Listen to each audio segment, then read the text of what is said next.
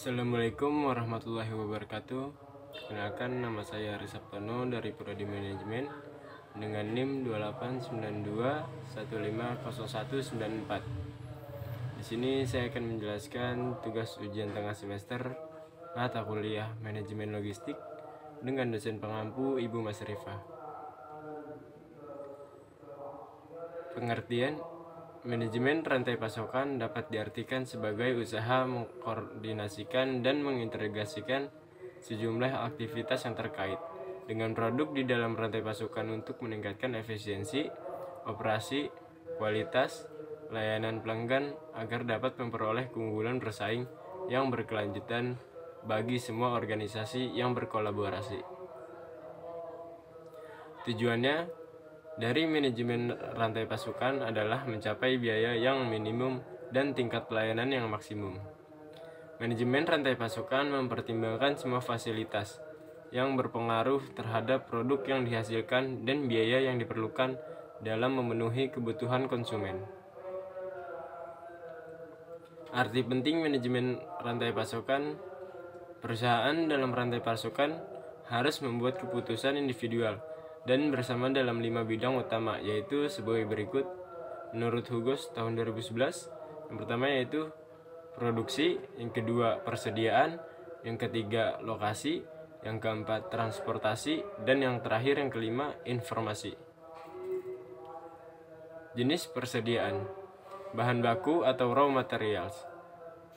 Mata rantai pertama ada di pabrik pembuat bahan baku ini, dan mata rantai terakhir ada di pabrik pembuat produk akhir atau bukan di konsumen akhir.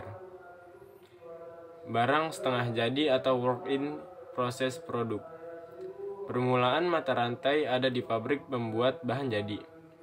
Bahan setengah jadi dapat langsung diproses di pabrik yang sama menjadi bahan jadi, tetapi dapat juga dijual kepada konsumen sebagai komoditas. Barang komoditas atau komoditi. Persediaan jenis ini adalah barang yang dibeli oleh perusahaan tertentu sudah dalam bentuk barang jadi dan diperdagangkan, dalam arti dijual kembali kepada konsumen. Barang proyek. Persediaan jenis ini adalah material dan suku cadang yang digunakan untuk membangun proyek tertentu, misalnya membuat pabrik baru. Proses bisnis rantai pasokan. Customer Relationship Management atau CRM. Langkah pertama manajemen rantai pasokan adalah mengidentifikasi pelanggan utama atau pelanggan yang kritis dengan misi dengan perusahaan. Customer Service Management atau CSM. Sumber tunggal informasi pelanggan yang mengurus persetujuan produk dan jasa. Customer Service memberitahukan pelanggan informasi mengenai tanggal pengiriman dan persediaan produk berdasarkan informasi dari bagian produksi dan distribusi. Demand Management. Proses ini harus menyeimbangkan kebutuhan pelanggan dengan kemampuan supply perusahaan, menentukan apa yang akan dibeli pelanggan dan kapan. Customer Demand Fulfillment.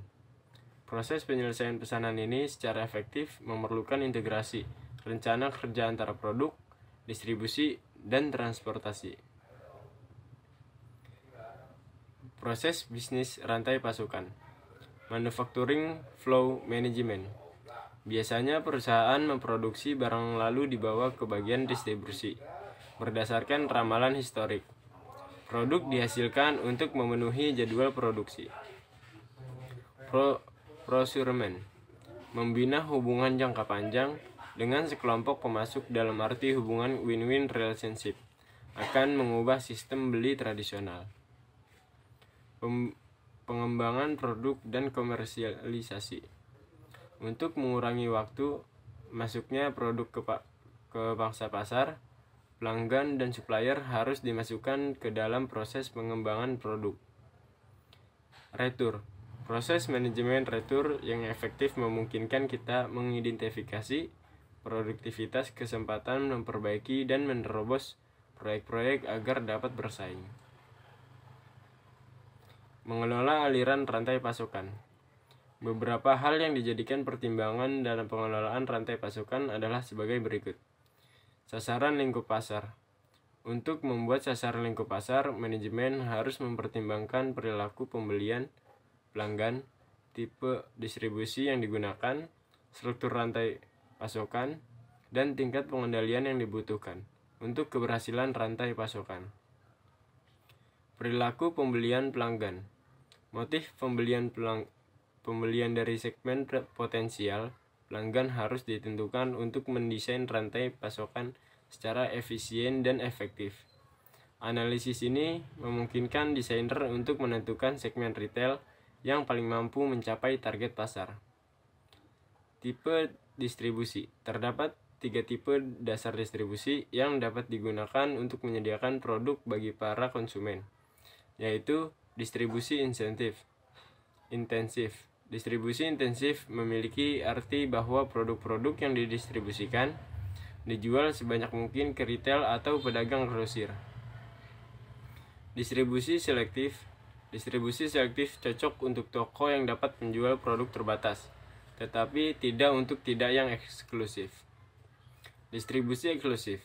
Distribusi eksklusif apabila sebuah toko tunggal diberikan hak eksklusif untuk menjual produk pada daerah tertentu. Karakteristik produk. Yang pertama yaitu nilai produk, yang kedua dasar-dasar teknis produk, yang ketiga tingkat dukungan pasar, yang keempat tingkat kemampuan substitusi, yang kelima bulk produk, yang keenam kemampuan jangka panjang produk, yang ketujuh tingkat konsentrasi pasar, yang kedelapan musiman, dan yang terakhir yang kesembilan batas kedalaman dan kelebaran lini produk. Kinerja manajemen rantai pasokan. Ada 4, yaitu tujuan dari pengukuran kinerja adalah untuk menciptakan proses penyampaian delivery secara fisik atau barang mengalir dengan lancar dan persediaan tidak terlalu tinggi. Melakukan streamlining information flow atau adanya aliran informasi di antara tiap-tiap channel. Cash flow yang baik pada setiap saluran dalam rantai pasokan. Pemain utama yang terlibat dalam rantai pasokan yaitu supply chain 1, supplier manufaktur chain 1-2,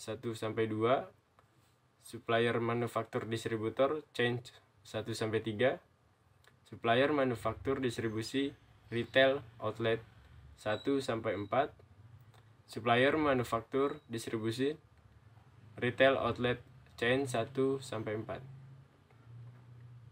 Berikut ini adalah presentasi dari saya. Maaf apabila ada salah kata. Wassalamualaikum warahmatullahi wabarakatuh. Terima kasih.